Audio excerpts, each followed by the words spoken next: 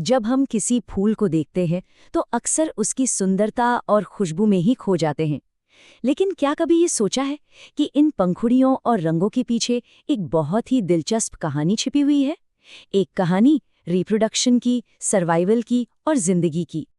हम इंसानों का फूलों से रिश्ता तो बहुत पुराना है। सजावट हो, त्योहार हो या फिर दिल की बात कहनी हो, फूल हमेशा हमारे साथ होते हैं। लेकिन पौधों के लिए इन फूलों का एक बहुत ही अलग और ज़रूरी मकसद होता है। तो सवाल ये उठता है कि अगर फूल सिर्फ हमारे लिए नहीं है, तो फिर उनका असली काम क्या है?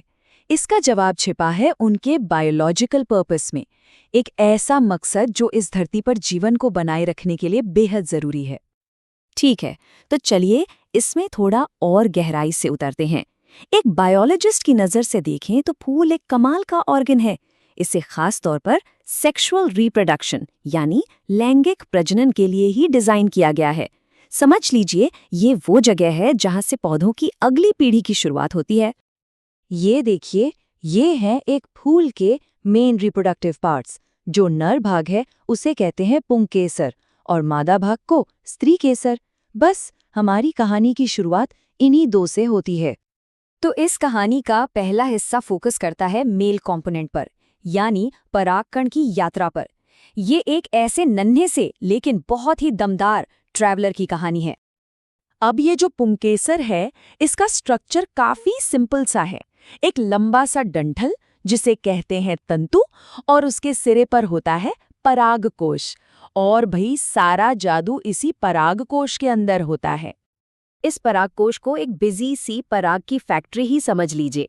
इसका बस एक ही काम है, लाखों करोड़ों छोटे छोटे परागकण बनाना और उन्हें रिलीज करना। और हर एक दाने में अगली पीढ़ी पैदा करने की ताकत होती है। और अगर इस फैक्ट्री के अंदर झांक के देखें, मतलब माइक्रोस्कोप से, तो ये गजब की ऑर्गेनाइज्ड है। इसमें 4-4 प्रोटेक्टिव लेयर्स हैं। और जो सबसे अंदर वाली लेयर है ना, टेपिटम, वो तो एक नर्सरी जैसी है जो अंदर पल रहे नन्हे पराग कणों को पूरा पोषण देती है। तो ये पराग बनता कैसे है? इसके पीछे एक खास सेल डिवीजन का प्रोसेस है। एक अकेली मात्र कोशिका होती है जो डिवाइड होके 4 छोटी कोशिकाएं बनाती हैं। फिर ये चारों अलग होकर अपने अपने परागकण में डेवलप हो जाती हैं। और जरा इनकी खूबसूरती तो देखिए, कितने अलग अलग तरह के हो सकते हैं ये परागकण। इलेक्ट्रॉन माइक्रोस्कोप के नीचे ये किसी छोटे मोटे गहने से कम नहीं लगते। हर स्पीशीज का अपना अलग यूनिक डिजाइन और अपना अलग पैटर्न। सच में ये तो नेचर की आर्ट गैलरी है। लेकिन इस खूबसूरती के पीछे छिपी है एक ऐसी ताकत जिसका अंदाजा भी नहीं लगाया जा सकता। इसकी जो बाहरी दीवार है वो स्पोरोपोलेनिन नाम के एक सब्सटेंस से बनी है। ये इतना ज़्यादा मजबूत है, इतना रेजिस्टेंट है कि इस पर ना तो तेज़ केमिकल्स का असर होता है, ना हाई टेम्परेचर का। यहाँ तक कि वक्त भी इसका कुछ नहीं बिगाड़ पाता। और पता है, इसी वजह से हमें लाखों साल पुराने फॉसिल्स में भी ये परागकण मिल जाते हैं। कमाल है ना? तो ये तो हुई नर भाग की बात। चलिए अब कहानी के दूसरे किरदार से मिलते हैं। अब हम जानने वाले हैं फीमेल गैमेट यानी भ्रूणकोश के बारे में, जो फूल के अंदर बिल्कुल सेफ डेवलप होता है। तो ये है स्त्री केसर यानी फीमेल रिप्रोडक्टिव ऑर्गन। इसके 3 मेन पार्ट्स हैं। सबसे नीचे बेस में है अंडाशय, फिर ये जो डंठल जैसा हिस्सा है ये है वर्तिका, और सबसे ऊपर है वर्तिकाग्र। ये वर्तिकाग्र एक लैंडिंग पैड की तरह है, थोड़ा चिपचिपा सा, ताकि पराग इस पर आकर आसानी से चिपक सके। और इस अंडाशय के अंदर आराम से रखा होता है बीजांड। इसी छोटी सी स्ट्रक्चर के अंदर फीमेल गैमेट या भ्रूणकोश डेवलप होता है और फर्टिलाइजेशन का इंतजार करता है। अब भ्रूणकोश बनने का प्रोसेस भी एक खास सेल डिवीजन से ही होता है। लेकिन यहाँ एक ट्विस्ट है। याद है पराग बनने में चारों कोशिकाएं काम आई थी? यहाँ ऐसा नहीं होता। यहाँ भी मात्र कोशिका से 4 कोशिकाएं बनती हैं, लेकिन उनमें से 3 खत्म हो जाती हैं। सिर्फ एक ही जिंदा रहती है, और यही अकेली सर्वाइवर आगे चलकर पूरे भ्रूणकोश में डेवलप होती है। तो अब पिक्चर क्लियर है। एक तरफ हमारे पास नर गेमीट यानी परागकण तैयार हैं, दूसरी तरफ मादा गेमीट यानी भ्रूणकोश भी तैयार है। तो अब स्टेज सेट है कहानी के क्लाइमैक्स के लिए, वो पल जब इन दोनों को मिलने का मौका मिलता है।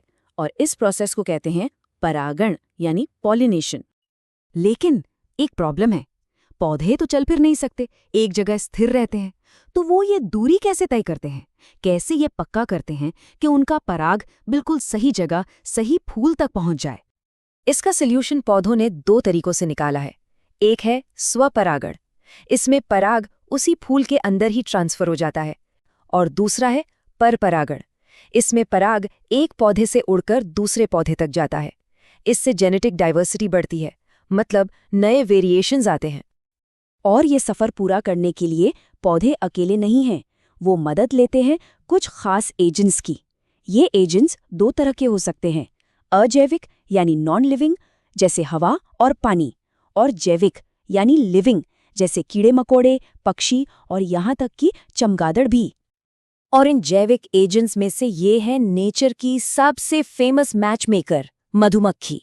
जब ये एक फूल से दूसरे फूल पर शहद के लिए जाती है तो अनजाने में ही अपने साथ ढेर सारा पराग ले जाती है, और इस तरह न जाने कितनी ही पौधों की स्पीशीज को आगे बढ़ाने में मदद करती है।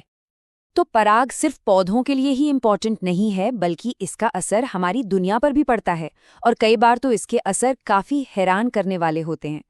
पराग की समझ लीजिए एक डबल पर्सनैलिटी है। एक तरफ तो ये बहुत से लोगों के लिए सीरियस एलर्जीज की वजह बनता है, लेकिन दूसरी तरफ यही पराग एक सुपर फूड भी है। इसमें ढेर सारे न्यूट्रिएंट्स होते हैं और इसे टैबलेट्स और सप्लीमेंट्स के रूप में बेचा जाता है। खास करके एथलीट्स अपनी परफॉर्मेंस बेहतर करने के लिए इसका इस्तेमाल करते हैं। -196 डिग्री सेल्सियस, सोच सकते हैं कितना ठंडा होगा? ये वो एक्सट्रीम टेम्परेचर है जिस पर पराग को लिक्विड नाइट्रोजन में स्टोर किया जाता है, पराग बैंकों के अंदर। इस टेक्नोलॉजी की मदद से हम फसलों के जरूरी जेनेटिक मटेरियल को आने वाले कल के लिए, क्रॉप ब्रीडिंग प्रोग्राम्स के लिए महफूज रख पाते हैं। तो सोचिए, एक मामूली से फूल के अंदर छिपी हुई नन्ही सी फैक्ट्री से लेकर स्पोरोपोलिन जैसे सुपर स्ट्रॉन्ग शील्ड तक, और फिर हवा, पानी, मधुमक्खियों जैसे दोस्तों की मदद से पौधों ने रिप्रोडक्शन की हर चुनौती से निपटने के लिए क्या क्या कमाल की स्ट्रैटेजीज बनाई हैं। उनकी ये करोड़ों साल की सफलता हमें दृढ़ता और सहयोग के बारे में क्या सिखा सकती है? ये सच में सोचने वाली बात है।